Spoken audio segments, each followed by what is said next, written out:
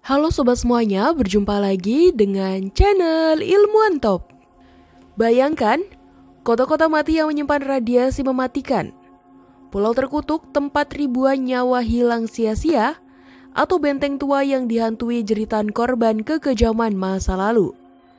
Larangan memasuki lokasi ini bukan sekedar formalitas belaka, namun peringatan akan bahaya yang mengintai. Tanah tercemar radioaktif, arwah penasaran, hingga kutukan yang terbukti merenggut nyawa.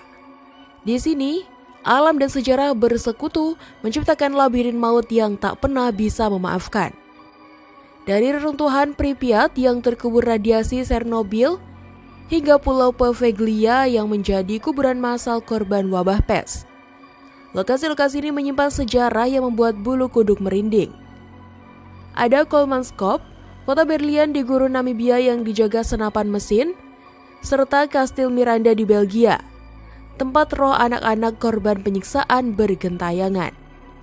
Bahkan alam pun ikut menghukum Danau Epecuén di Argentina yang akhirnya menenggelamkan kota mewah selama puluhan tahun, lalu memuntahkannya kembali sebagai hantu masa lalu. Dalam video kali ini kita akan membahas untuk kalian 20 tempat terlarang yang ditinggalkan selamanya dan alasan dibalik larangannya yang membuat bulu kuduk merinding. Tapi sebelum masuk inti video, seperti biasa kita ingetin kalian jangan lupa like dan subscribe supaya channel sederhana ini tetap bisa memberikan manfaat kepada semua orang. Pripyat. Pripyat, sebuah kota di Ukraina, jadi simbol tragis dan bencana nuklir terparah dalam sejarah manusia. Kota ini dibangun pada tahun 1970 sebagai permukiman modern bagi para pekerja pembangkit listrik tenaga nuklir Chernobyl. Dilengkapi dengan fasilitas lengkap seperti taman bermain, rumah sakit, dan apartemen bertingkat. Pripyat dirancang untuk menampung sekitar 50.000 penduduk. Namun, segalanya berubah drastis pada 26 April 1986 pukul 01.23 dini hari, ketika reaktor nomor 4 di pembangkit tersebut meledak. Ledakan ini melepaskan radiasi yang 400 kali lebih mematikan daripada bom atom Hiroshima. Penduduk baru dievakuasi 36 jam setelah kejadian dengan keyakinan bahwa mereka akan segera kembali. Mereka dipaksa meninggalkan segala harta benda, tidak menyadari bahwa mereka tidak akan pernah lagi bisa tinggal di sana. Menurut studi Organisasi Kesehatan Dunia, sekitar 4.000 orang tewas seketika akibat bencana Chernobyl ini. Sementara, 200.000 lainnya meninggal secara perlahan karena paparan radiasi. Ledakan reaktor Chernobyl menyebarkan isotop radioaktif seperti cesium-137 dan strontium-90 ke atmosfer, mencemari wilayah seluas 2.600 km persegi. Pemerintah langsung menetapkan zona eksklusi dengan radius 30 km yang mengakibatkan pengosongan permanen bagi 135.000 warga. Pripyat, yang hanya berjarak 3 km dari reaktor, menjadi wilayah paling terkontaminasi. Tingkat radiasi di sana mencapai 200 mikrosievert per jam, setara dengan 1.000 kali paparan sinar X dada.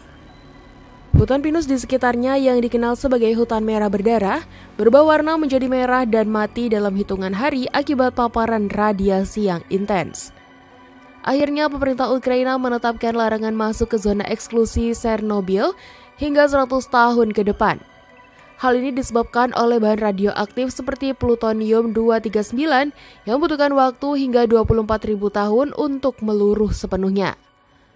Meskipun alam mulai menunjukkan tanda-tanda pemulihan dengan munculnya satwa liar, manusia tetap terancam oleh risiko kesehatan serius seperti kanker tiroid dan mutasi genetik. Pada tahun 2016, sebuah sarkofagus beton setinggi 108 meter dibangun untuk mengurung reaktor yang rusak. Namun, kebocoran kecil masih terjadi, mengingatkan kita bahwa ancaman radiasi nuklir masih sangat nyata. Kastil Dundas. Kastil Dundas di Roscoe, New York, menyimpan sejarah kelam yang dimulai dari ambisi seorang pengusaha kaya bernama Ralph Dundas. Pada tahun 1915, Ralph membangun kastil megah ini sebagai simbol kemewahan dan kejayaan keluarganya, terinspirasi oleh arsitektur Skotlandia yang megah. Namun, nasib buruk menghampiri keluarga Dundas ketika Ralph meninggal secara tiba-tiba pada tahun 1921. Sebelum proyek pembangunan kastil selesai, kematiannya meninggalkan istri tercinta, Josephine, yang kemudian mengalami gangguan mental parah. Josephine dirawat di sanatorium hingga akhir hayatnya. Sementara putri semata wayang mereka, Muriel, mewarisi harta keluarganya. Sayangnya, Muriel justru dianiati oleh asistennya sendiri yang mencuri kekayaan keluarga, sehingga menambah daftar panjang tragedi yang menyelimuti keluarga Dundies. Setelah ditinggalkan oleh keluarga Dundies, kastil ini sempat beralih fungsi menjadi perkemahan anak-anak pada pertengahan abad ke-20. Namun pada tahun 1970-an, bangunan seluas 2.800 meter persegi ini mulai ditelantarkan dan menjadi tempat yang angker. Banyak warga setempat melaporkan fenomena aneh seperti suara langkah kaki di lorong kosong dan menamakan bayangan wanita yang diyakini sebagai Josephine di jendela kamar utama. Pihak berwajib akhirnya mengambil tindakan tegas dengan memasang pagar setinggi 3 meter dan memasang tanda peringatan dilarang masuk sejak tahun 1980-an. Larangan ini bukan tanpa alasan, karena beberapa pemburu hantu yang nekat masuk dilaporkan mengalami trauma psikologis setelah mendengar suara tangisan misterius dan merasakan energi negatif yang sangat kuat. Diyakini bahwa energi negatif yang ada di kastil ini berasal dari dendam Josephine yang konon ingin melindungi rahasia keluarganya. Mereka percaya bahwa roh Josephine masih menghantui kastil ini, menciptakan suasana yang menakutkan bagi siapapun yang berani memasuki wilayah tersebut. Coleman's Cove. Coleman's Cove, kota hantu yang terletak di tengah gurun Namibia, menyimpan kisah yang penuh dengan kejayaan dan tragedi. Awalnya, kota ini hanyalah pemukiman sederhana hingga tahun 1908 ketika seorang pekerja rel kereta api bernama Zaharia Slewala menemukan berlian di pasir gurun. Penemuan ini mengubah Coleman's Cove menjadi pusat kekayaan yang luar biasa. Dalam waktu singkat, kota ini berkembang pesat menjadi kota mewah bergaya Jerman, dilengkapi dengan rumah sakit yang memiliki teknologi sinar X pertama di belahan bumi selatan, kasino megah, dan bahkan arena bowling 4 jalur. Para penambang bisa mengumpulkan 400 hingga 500 karat berlian setiap hari hanya dengan memungutnya dari permukaan tanah. Pada tahun 1912, Coleman's Cove menghasilkan 12% dari total produksi berlian dunia. Namun kemewahan ini tidak bertahan lama. Setelah Perang Dunia I meruntuhkan harga berlian dan ditemukannya cadangan berlian yang lebih besar di Oranjemund pada tahun 1928. Kota ini mulai ditinggalkan dan akhirnya menjadi kota mati pada tahun 1956. Di balik kemegahannya, Coleman's Cove menyimpan sejarah kelam sebagai bagian dari Sperrgebiet, zona terlarang seluas 36.000 km persegi yang ditetapkan oleh pemerintah kolonial Jerman sejak tahun 1908. Kawasan ini dijaga ketat oleh pasukan bersenjata dan dikelilingi oleh pagar kawat berduri, mengubur hak masyarakat lokal atas tanah leluhur mereka. Setiap orang yang mencoba masuk tanpa izin bisa ditembak di tempat, kebijakan kejam yang berlangsung selama 100 tahun hingga saat ini. Larangan ini bukan hanya untuk melindungi tambang berlian, tapi juga menyembunyikan kekejaman sistem apartheid dan eksploitasi buruh paksa dari suku Owambo yang bekerja dalam kondisi mirip perbudakan. Ironisnya, Zaharia Slewala, penemu berlian pertama, justru tidak mendapatkan keuntungan sama sekali dari penemuannya. Pulau Poveglia. Pulau Poveglia di Italia menyimpan sejarah kelam yang membuatnya dijuluki sebagai salah satu tempat paling angker di dunia. Sejak abad ke-14, pulau ini menjadi lokasi karantina bagi korban wabah pes hitam yang melanda Eropa. Sekitar 160.000 jiwa dikabarkan tewas di sini, jenazahnya ditumpuk dan dibakar hingga tanah pulau ini konon mengandung 50% abu manusia menurut legenda lokal. Pasien yang dikirim ke Poveglia tidak mendapat perawatan medis yang layak, mereka hanya menunggu kematian sambil terkunci di gudang-gudang pengap. Bahkan, arkeolog modern masih menemukan tulang belulang korban wabah tersembunyi di balik reruntuhan bangunan yang sudah hancur. Hal ini semakin memperkuat citra pulau ini sebagai tempat yang penuh dengan penderitaan dan kematian. Keganasan Pulau Poveglia tidak berhenti di situ. Pada abad ke-20, bekas rumah sakit jiwa di pulau ini menjadi tempat eksperimen medis yang mengerikan. Dr. Paulo, seorang psikiater yang memilih fasilitas tersebut, dikenal gemar melakukan lobotomi kasar menggunakan tangan tanpa anestesi. Banyak pasien tewas akibat penyiksaan atau dibiarkan kelaparan di ruang isolasi. Tragedi mencapai puncaknya ketika Dr. Paulo dilaporkan bunuh diri dengan melompat dari menara lonceng setelah dihantui arwah korban-korbannya. Bekas kamar operasi yang berkarat dan rantai pengikat pasien masih bisa ditemui di antara reruntuhan. Menjadi saksi bisu kekejaman masa lalu yang terjadi di pulau ini. Selama lebih dari setengah abad, pemerintah Italia melarang akses ke Pulau Poveglia karena dianggap terlalu berbahaya secara fisik maupun psikologis. Larangan ini bukan tanpa alasan. Banyak orang mencoba mengunjungi pulau ini, melaporkan pengalaman mistis dan gangguan psikologis yang mereka alami. Beberapa bahkan mengaku mendengar suara tangisan dan jeritan yang seolah berasal dari masa lalu. Villa Epecuén. Villa Epecuén yang dulunya merupakan resort mewah di Argentina, kini menjadi simbol kehancuran akibat kekuatan alam yang tak terbendung. Kota ini pernah menjadi destinasi favorit bagi para turis elit pada era 1970-an dengan fasilitas mewah seperti 280 hotel, restoran, dan toko yang melayani ribuan pengunjung setiap tahunnya. Letaknya di tepi danau Epecuén yang terkenal dengan air asinnya yang diyakini memiliki khasiat penyembuhan untuk kulit dan rematik, membuat kota ini semakin populer. Namun, kejayaan itu berakhir tragis pada 10 November 1985 ketika bendungan pelindung kota jebol akibat luapan air danau yang disebabkan oleh curah hujan tinggi selama bertahun-tahun. Air asin yang 10 kali lebih pekat dari air laut merayap dengan kecepatan 1 cm per jam, menenggelamkan seluruh kota hingga kedalaman 10 meter pada 1993. Evakuasi massal pun dilakukan, meninggalkan bangunan-bangunan megah terkubur di bawah air selama lebih dari 2 dekade. Pada 2009, kekeringan melanda wilayah tersebut dan air danau mulai menyusut, memperlihatkan sisa-sisa kota yang hancur. Pemandangan yang tersisa adalah bangunan-bangunan lapuk yang tertutup lapisan garam tebal, pohon-pohon mati berwarna putih, serta mobil-mobil berkarat yang seolah membeku dalam waktu. Pemerintah setempat menetapkan wilayah ini sebagai kawasan bencana dan melarang rekonstruksi. Meskipun tidak ada larangan resmi untuk memasuki area tersebut, suasana muram dan menyeramkan seperti kota mati pasca kiamat membuat banyak orang enggan mendekat. Hanya satu orang, Pablo Novak, mantan penduduk berusia 91 tahun, yang memilih untuk kembali tinggal di pinggiran reruntuhan hingga kematiannya pada tahun 2024. Hou Touwan. Hou Touwan, sebuah pulau kecil yang terletak sekitar 64 km dari Shanghai, pernah menjadi desa nelayan yang ramai dan makmur pada era 1980-an. Saat itu lebih dari 3.000 penduduk menggantungkan hidup mereka pada hasil laut yang melimpah.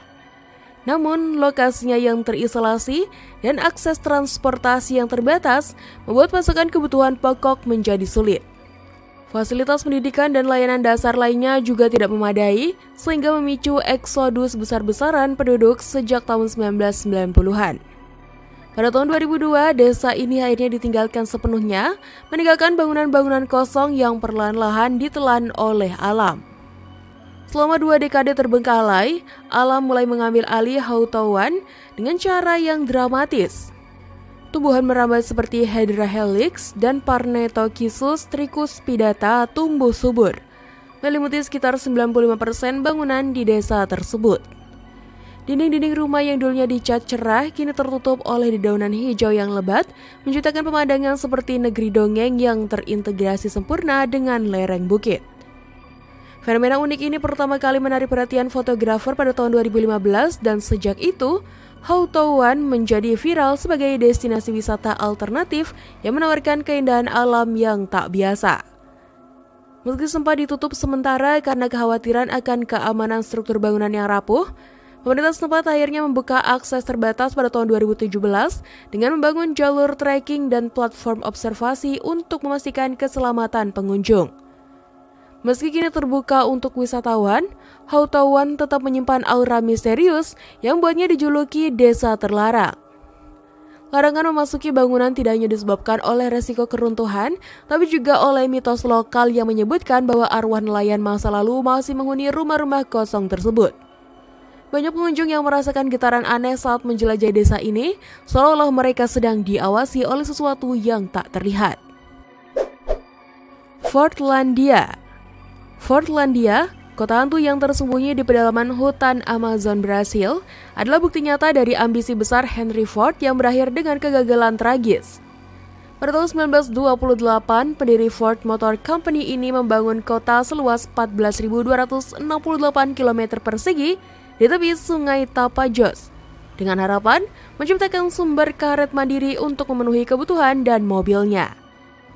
Ford menginvestasikan dana setara 20 juta dolar Amerika Serikat untuk membangun kompleks megah yang dilengkapi dengan rumah sakit, lapangan golf, dan perumahan bergaya Amerika. Namun mimpi industrialisasi ini berubah menjadi bencana. Tanpa pemahaman yang memadai tentang ekosistem Amazon, perkebunan karetnya diserang jamur dan hama karena penanaman yang terlalu rapat. Kesalahan fatal ini tidak pernah berhasil diperbaiki meskipun Ford mencoba memindahkan lokasi perkebunan ke Belterra. Konflik sosial juga menjadi pemicu kehancuran Fortlandia. Henry Ford memaksakan gaya hidup Amerika kepada penduduk lokal dengan melarang alkohol, rokok, dan sepak bola yang merupakan bagian penting dari budaya setempat. Pekerja dipaksa menggunakan kartu absen dan bekerja di bawah terik matahari tropis yang memicu ketidakpuasan dan akhirnya menyebabkan pemberontakan berdarah pada tahun 1930. Pasukan berhasil harus dikerahkan untuk meredam kerusuhan, sementara produksi karet terus merosot. Ironisnya, ketika perkebunan mulai menghasilkan sedikit getah di tahun 1940-an, industri mobil sudah beralih ke karet sintetis. Pada tahun 1945, cucu Ford terpaksa menjual kota ini ke pemerintah Brasil dengan kerugian mencapai 98% dari investasi awal. Setelah ditutup pada tahun 1934, Fortlandia menjadi zona terlarang yang menyimpan kisah gelap. Bangunan-bangunan megah seperti pabrik, teater, dan menara air yang berkarat kini dikelilingi oleh hutan sekunder yang perlahan melahap sisa-sisa peradaban. Penduduk sempat menganggap kawasan ini angker dan sering bercerita tentang suara mesin pabrik yang tiba-tiba hidup di malam hari atau bayangan pekerja paksa yang berkeliaran. Kastil Miranda. Kastil Miranda, atau yang juga dikenal sebagai Château de Noisy, adalah sebuah bangunan megah bergaya neogotik yang terletak di Ardennes, Belgia.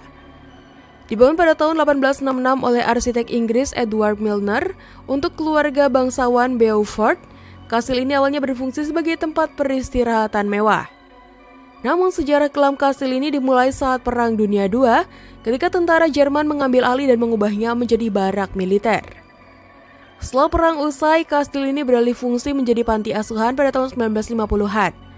Sayangnya, periode ini justru menjadi saksi bisu tragedi mengerikan. Anak-anak penghuni panti asuhan dikabarkan mengalami penyiksaan dan pengabaian yang sangat kejam. Pengurus panti disebut-sebut memberikan hukuman fisik brutal seperti cambuk dan kurungan gelap kepada anak-anak yatim. Banyak di antara mereka yang meninggal dalam kondisi mengenaskan, meninggalkan jejak penderitaan yang mendalam di dinding-dinding kastil. Setelah panti asuhan ditutup pada tahun 1980-an, Kastil Miranda mulai ditinggalkan dan ditutup kabut misteri. Warga sekitar kerap melaporkan fenomena aneh seperti suara tangisan anak-anak, teriakan minta tolong, hingga penampakan sosok bayangan di jendela kaca pecah. Penjelajah urban yang nekat masuk ke dalam kastil melaporkan suasana yang terasa tercekik dan benda-benda yang bergerak sendiri. Seolah roh korban kekerasan masa lalu masih bergentayangan. Fenomena ini semakin menguatkan reputasi kastil sebagai salah satu tempat paling angker di Eropa. Banyak yang percaya bahwa roh-roh anak-anak yang menderita masih terjebak di dalam kastil. Menanggapi berbagai laporan mengerikan dan kekhawatiran akan keselamatan publik, pada tahun 1991 pemerintah setempat akhirnya mengambil tindakan dengan melarang akses ke Kastil Miranda secara resmi.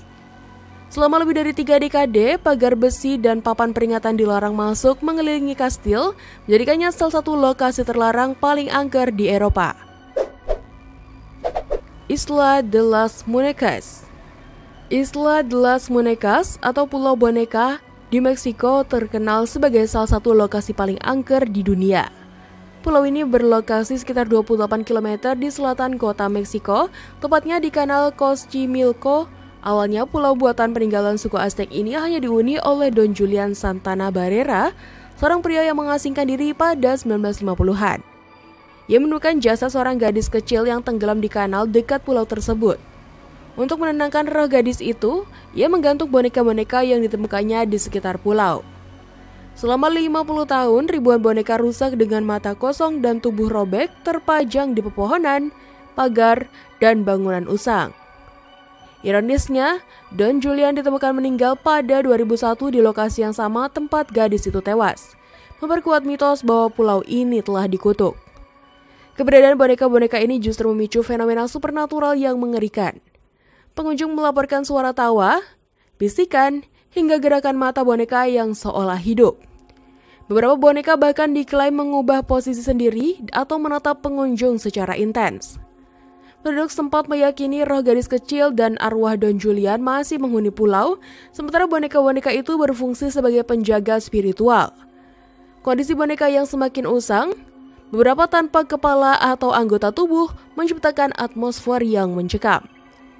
Meski tidak ada larangan resmi, banyak pihak menyarankan untuk tidak mengunjungi Isla de las Muñecas. Aura mistis dan sejarah kelamnya dianggap membahayakan secara spiritual. Pulau Ross. Pulau Ross, sebuah pulau kecil seluas 0,3 km persegi di India, menyimpan sejarah kelam yang menjadi bukti kekejaman masa kolonial Inggris. Sejak tahun 1858, pulau ini diubah menjadi penjara alam bagi tahanan politik dan pemberontak India. Para tahanan dipaksa bekerja keras membabat hutan lebat dengan tangan kosong, menghadapi ancaman penyakit mematikan seperti malaria, serta kekurangan air bersih. Sementara itu, para perwira Inggris hidup dalam kemewahan di bungalow-bungalow berpendingin, dilengkapi dengan fasilitas seperti lapangan tenis dan gereja megah. Selama 83 tahun, pulau ini menjadi saksi bisu penderitaan ribuan tahanan yang tewas akibat kerja paksa, penyiksaan, dan kondisi hidup yang tidak manusiawi. Bekas penjara bawah tanah dan barak militer yang kini ditutup akar pohon fikus menjadi bukti fisik dari era kelam tersebut. Setelah kemerdekaan India pada tahun 1947, Pulau Ross ditinggalkan oleh Inggris dan kemudian diambil alih oleh Angkatan Laut India. Pulau ini tetap menjadi zona terlarang yang dijauhi oleh penduduk lokal hingga tahun 1979. Larangan ini bukan tanpa alasan. Legenda lokal menyebutkan bahwa pulau ini dihantui oleh arwah para tahanan yang tewas secara mengenaskan. Banyak penjaga hutan melaporkan mendengar suara tangisan misterius dari reruntuhan gereja Presbyterian yang telah rubuh. Selain itu, beberapa pengunjung mengaku melihat bayangan manusia di jendela bangunan klub malam yang telah menjadi sarang burung. Alam Sula ikut menghukum lokasi ini dengan menumbuhkan akar-akar pohon berbentuk tangan manusia yang membelit sisa-sisa bangunan, menciptakan suasana yang mencekam. Selama hampir seabad, Pulau Ross menjadi tempat yang dilarang untuk dikunjungi, baik karena alasan keamanan maupun kisah-kisah mistis yang menyelimutinya. Bodhi, sebuah kota hantu di California, menjadi saksi bisu kegemilangan dan kehancuran era Dewa Emas abad ke-19. Ditemukan pada 1859 oleh penambang William Bodhi yang tewas dalam badai salju. Kota ini berkembang pesat setelah penemuan deposit emas dan perak yang besar pada tahun 1876. Bodhi meledak menjadi pemukiman 10.000 jiwa pada 1879 dengan deretan 65 bar minuman keras, rumah bordil, dan arena judi menjadi ciri khas kehidupan liarnya. Kota ini mendapat julukan kota terkutuk karena reputasinya yang terkenal buruk. Kisah pilu seorang anak kecil yang menulis "Selamat tinggal Tuhan, aku pergi ke Bodhi" dalam buku hariannya menjadi legenda yang menggambarkan reputasi kota dengan sarang kekacauan dan kekerasan. Namun seperti banyak kota pertambangan lainnya, keberuntungan Bodhi tidak bertahan lama. Ketika biji emas dan perak mulai habis, penduduk mulai meninggalkan kota. Pada 1940-an, populasi Bodhi telah menyusut drastis. Titik balik penting terjadi pada tahun 1942 ketika operasi pertambangan dihentikan oleh War Production Board, menyebabkan penduduk terakhir Bodhi meninggalkan kota. Meskipun telah ditinggalkan, kota ini luar biasa terpelihara karena lokasinya yang terpencil di ketinggian 2.554 meter di pegunungan Sierra Nevada. Sejak tahun 1962, Budi resmi menjadi taman bersejarah negara bagian California dan pemerintah menerapkan kebijakan pembusukan terhenti. Kebijakan ini melarang segala bentuk renovasi atau pengambilan artefak sekecil apapun bertujuan untuk mempertahankan keaslian kota hantu ini. Kondisi ini memicu lahirnya legenda kutukan mengerikan bahwa siapapun yang mencuri benda dari Budi akan ditimpa nasib buruk hingga memaksanya mengembalikan barang tersebut. Ribuan surat permintaan maaf beserta artefak yang dikembalikan dari paku barikarat hingga potongan kaca menjadi bukti nyata kisah mistis ini. Whitley Court. Whitley Court, sebuah bangunan megah di Inggris, pernah menjadi simbol kemewahan era Victoria. Dikenal sebagai salah satu rumah negara terbesar pada abad ke-19, properti seluas 17 hektar ini memiliki 150 kamar, taman bergaya Italia seluas 26 hektar, dan air mancur raksasa setinggi 12 meter. Selama hampir 200 tahun, bangunan bergaya Baroque Revival ini menjadi tempat pesta-pesta mewah dengan tamu-tamu bangsawan Eropa, termasuk Raja Edward VII yang kerap menghadiri acara di sana. Kemegahan dan kemewahan Whitley Court menjadikannya salah satu ikon arsitektur dan budaya Inggris pada masanya. Namun, nasib tragis menimpa bangunan ini pada 7 Juli 1937 ketika api berkobar di area dapur dekat ruang pelayan. Kebakaran yang dipicu korsleting listrik ini dengan cepat melahap struktur kayu dan dekorasi marmer, menghanguskan 80% bangunan utama dalam waktu 8 jam. Upaya pemadaman gagal karena sistem hidran kuno tidak berfungsi dengan akses air terbatas. Yang tersisa hanyalah kerangka batu pucat yang menjulang setinggi 15 meter, lantai marmer retak, dan patung-patung yang hangus. Kehancuran ini mengubah bangunan megah itu menjadi reruntuhan yang menyimpan kisah pilu. Selama 88 tahun terakhir, pemerintah Inggris memberlakukan larangan ketat masuk ke area inti reruntuhan. Larangan ini disebabkan kondisi bangunan yang sangat rapuh dan beresiko tinggi bagi keselamatan pengunjung. Penelitian terbaru mengungkapkan bahwa 40% struktur yang tersisa berpotensi ambruk kapan saja. Angin kencang di wilayah Worcestershire sering menyebabkan material runtuh. Dengan reruntuhan, batu tercatat jatuh hingga 20 meter dari struktur utama. Meski dibuka untuk wisatawan di area taman, pagar besi setinggi 3 meter mengelilingi inti bangunan dengan peringatan bahaya. Rumah UFO Sanzi. Rumah UFO Sanzi di Taiwan adalah salah satu proyek arsitektur paling ambisius yang berakhir dengan kegagalan tragis. Dibangun pada tahun 1978, kompleks ini awalnya dirancang sebagai kawasan resor mewah untuk perwira militer Amerika Serikat dan kalangan elit.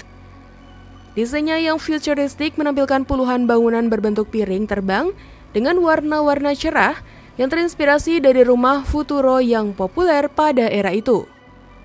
Fasilitas mewah seperti kolam renang alami dan taman hiburan juga direncanakan untuk melengkapi kompleks ini. Namun, mimpi megah ini hancur pada tahun 1980 akibat kebangkrutan investor dan serangkaian insiden misterius. Biaya konstruksi yang membengkak dan ketidakstabilan ekonomi Taiwan pada masa itu memaksa proyek ini ditelantarkan, menyisakan struktur beton yang perlahan lapuk diterpa angin laut. Di balik kegagalan finansial, tersimpan kisah horor yang membuat area ini dijuluki sebagai kota hantu paling mengerikan. Selama proses pembangunan, puluhan pekerja tewas dalam kecelakaan aneh, mulai dari jatuh dari ketinggian hingga bunuh diri tanpa alasan yang jelas. Banyak yang percaya bahwa lokasi resor ini dibangun di atas makam kuno tentara Belanda dan penghancuran batu naga di pintu masuk diyakini memicu kutukan. Dalam budaya Asia Timur, naga melambangkan perlindungan, sehingga penghancurannya dianggap membangkitkan energi gelap. Kisah mistis ini semakin diperkuat oleh laporan warga yang mengaku melihat penampakan hantu pekerja atau mendengar suara tangisan di malam hari. Pemerintah Taiwan akhirnya melarang akses ke lokasi ini sejak tahun 1980. Bukan hanya karena risiko keruntuhan bangunan, tapi juga untuk menghentikan penyebaran mitos yang semakin liar. Rumah Kubah.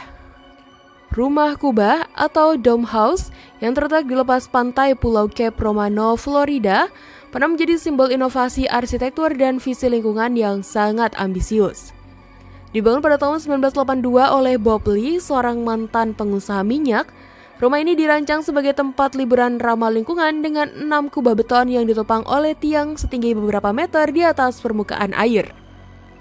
Lee terinspirasi untuk menciptakan rumah yang mandiri energi dengan menggunakan panel surya, sistem penampung air hujan, serta material beton yang terbuat dari pasir lokal untuk meminimalkan dampak ekologis. Sayangnya, alam Florida terbukti lebih keras dari yang diperkirakan. Meskipun rumah ini berhasil bertahan dari badai Andrew pada tahun 1992 yang menghancurkan interiornya, erosi pantai akibat kenaikan permukaan laut secara bertahap menggerus daratan di bawah rumah. Pada tahun 2005, tiang penyangga mulai terendam air dan upaya pemilik berikutnya untuk memindahkan struktur ke daratan yang lebih tinggi gagal karena biaya yang sangat mahal dan birokrasi yang rumit. Badai Wilma yang terjadi pada tahun yang sama semakin memperparah kerusakan.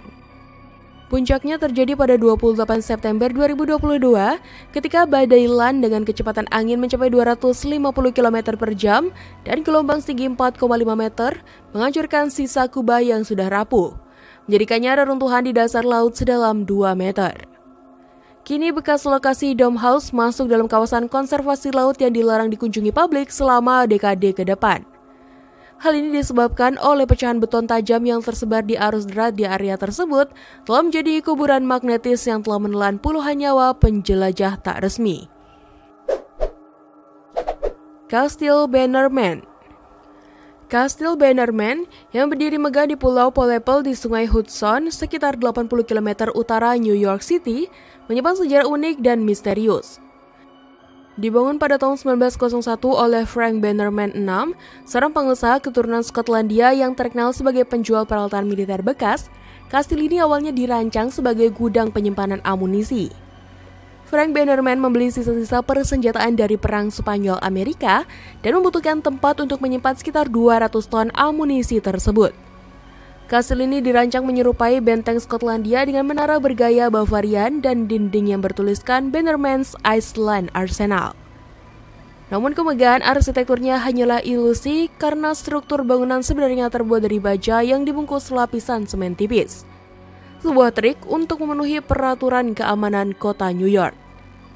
Namun, kemegahan Kastil Bannerman mulai memudar setelah kematian Frank Bannerman pada tahun 1918. 2 tahun kemudian, sebuah ledakan dahsyat mengguncang pulau tersebut.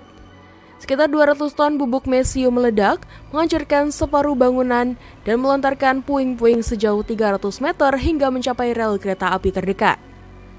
Tragedi ini menjadi awal dari serangkaian malapetaka yang terus menghantui kastil tersebut.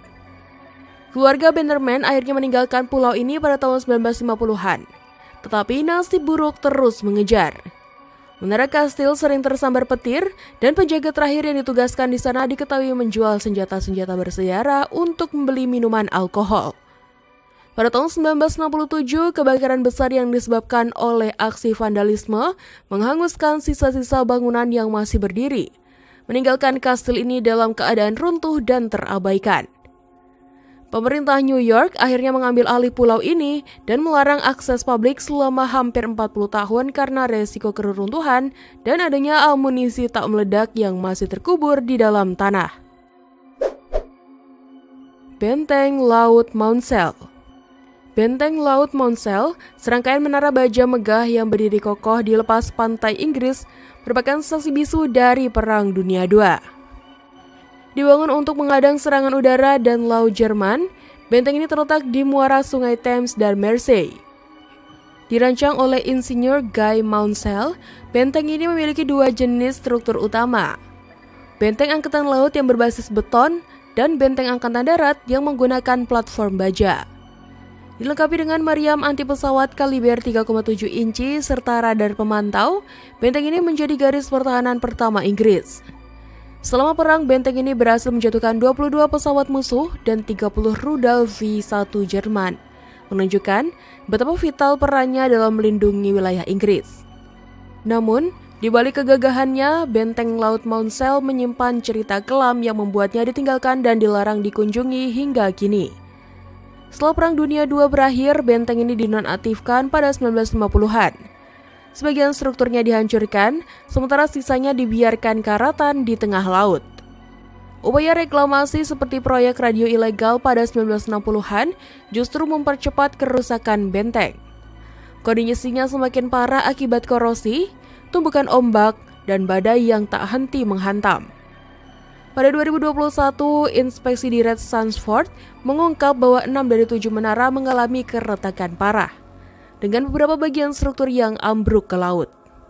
Bahkan Benteng Nor pernah menjadi lokasi tragedi memilukan pada 1953 ketika kapal kargo Norwegia, Baalbek, menabraknya hingga menewaskan 4 awak kapal. Pemerintah Inggris akhirnya melarang akses ke benteng ini karena resiko runtuh, terperosok, atau terpapar material beracun dari sisa persenjataan perang. Taman Gulliver's Travel. Taman Gulliver's Kingdom yang terinspirasi dari novel satir Gulliver's Travel karya Jonathan Swift dibuka pada tahun 1997 di kaki Gunung Fuji. Taman ini dirancang sebagai destinasi wisata futuristik dengan patung raksasa Gulliver setinggi 45 meter yang diikat oleh patung-patung kecil Lilliput.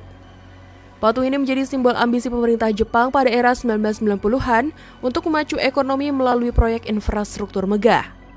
Namun, meskipun pemerintah mengucurkan dana hingga 350 juta dolar Amerika Serikat, taman ini hanya bertahan selama 4 tahun sebelum akhirnya ditutup pada tahun 2001 akibat sepi pengunjung. Salah satu alasan utama kegagalannya adalah lokasinya yang berdekatan dengan hutan Aokigahara yang dikenal sebagai hutan bunuh diri, serta bekas markas kultus Aum Shinrikyo, kelompok yang bertanggung jawab atas serangan gas sarin di Tokyo pada tahun 1995. Selain faktor lokasi yang dianggap terkutuk, desain taman justru memperparah kesan seram. Patung Gulliver raksasa dengan mata tertutup dan posisi teringkat memberikan kesan mengerikan. Sementara wahana seperti kereta api mini dan rumah-rumah Lilliput yang terbengkalai memperkuat aura angker. Warga sekitar juga melaporkan bahwa aroma bahan kimia masih tercium dari tanah bekas pabrik gas sarin milik Aum Shinrikyo yang berlokasi tidak jauh dari sana. Kombinasi antara lokasi yang menyeramkan, desain yang tidak menyenangkan, dan sejarah kelam di sekitarnya membuat pengunjung enggan datang sehingga taman ini gagal menarik minat publik. Hotel Del Salto di Kolombia. Hotel Del Salto di Kolombia menyimpan sejarah kelam yang mengubur mimpi kemewahan di balik dinding-dindingnya. Dibangun pada tahun 1923 sebagai rumah pribadi arsitek Carlos Arturo Tapias, bangunan bergaya Perancis ini diubah menjadi hotel mewah pada tahun 1928. Letaknya yang menggantung di tepi jurang Tequendama Falls awalnya menjanjikan pemandangan spektakuler, tapi justru menjadi awal petaka. Legenda menyebutkan air terjun ini pernah menjadi tempat pelarian masyarakat adat Muisca dari penjajah Spanyol. Mereka melompat ke jurang dengan keyakinan akan berubah menjadi elang. Namun banyak yang tewas meninggalkan kutukan di tanah tersebut. Sejak dibuka, hotel ini dihantui laporan bunyi jeritan, penampakan arwah sosialita yang dibunuh di salah satu kamar, serta tamu yang misterius terjatuh dari balkon. Suasana mistis ini diperkuat oleh cerita longsoran lumpur tiba-tiba di jalan menuju hotel yang diyakini sebagai ulah kekuatan gaib. Kemerosotan Hotel Del Salto tidak lepas dari bencana ekologis yang mengubah sungai Bogota menjadi selokan raksasa. Sepanjang tahun 1970 hingga 1990, limbah industri dari rumah tangga dari ibu kota mengalir deras ke sungai, membuat air terjun Tequendama menjelma menjadi air terjun limbah terbesar di dunia. Bau busuk yang menyengat naik hingga ke hotel mengusir wisatawan dan memicu penutupan pada tahun 1990-an. Selama 2 dekade, bangunan ini menjadi sarang vandalisme dan tempat uji nyali pemburu hantu. Ironisnya, populasi yang menghancurkan hotel justru mengungkap fakta mengerikan. Air sungai mengandung racun mematikan yang mampu membunuh organisme dalam hitungan menit. Hutan mengambang Australia. Di Teluk Hombash, Sydney, Australia, terdapat sebuah fenomena alam yang unik dan menarik perhatian banyak orang, yaitu floating forest atau hutan mengambang. Hutan ini terbentuk dari bangkai kapal SS Iroquois, sebuah kapal baja seberat 1.140 ton yang pernah beroperasi sebagai pengangkut batu bara selama Perang Dunia II. Setelah pensiun pada tahun 1972, kapal ini tidak pernah dibongkar, melainkan dibiarkan terapung di teluk yang dulunya merupakan pusat industri Sydney. Selama puluhan tahun, akar pohon bakau atau mangrove perlahan-lahan menembus lambung kapal yang berkarat, menciptakan sebuah hutan mini yang mengapung di atas air. Transformasi ini menjadikan SS Iroquois sebagai simbol ketahanan alam, menunjukkan bahwa meskipun ditinggalkan oleh manusia, kehidupan tetap dapat tumbuh subur. Namun di balik keindahan hutan mengambang ini, Teluk Hombas menyimpan rahasia gelap yang mengerikan. Kawasan ini pernah menjadi lokasi pembuangan limbah industri beracun, termasuk logam berat dan bahan kimia berbahaya, yang mencemari air dan tanah sekitarnya. Kontaminasi ini begitu parah sehingga pemerintah Australia memberlakukan larangan akses ketat sejak pertengahan abad ke-20. Bahkan setelah kawasan ini direvitalisasi untuk Olimpiade Sydney 2000, residu racun masih tertinggal di sedimen dasar teluk. Hal ini menimbulkan ancaman serius bagi kesehatan siapapun yang nekat mendekati area tersebut. Paparan zat beracun di Teluk Hombas dapat menyebabkan kerusakan organ hingga kematian, menjadikannya tempat yang sangat berbahaya. Krakow, sebuah kota kecil di Italia, menyimpan kisah tragis yang membuatnya dijuluki sebagai kota hantu dan dilarang dikunjungi selama puluhan tahun. Kota ini didirikan oleh bangsa Yunani pada abad ke-6 Masehi dan terletak di bukit setinggi 390 meter. Pada abad ke-12, Krakow berkembang menjadi pusat militer dan perdagangan penting di era Norman.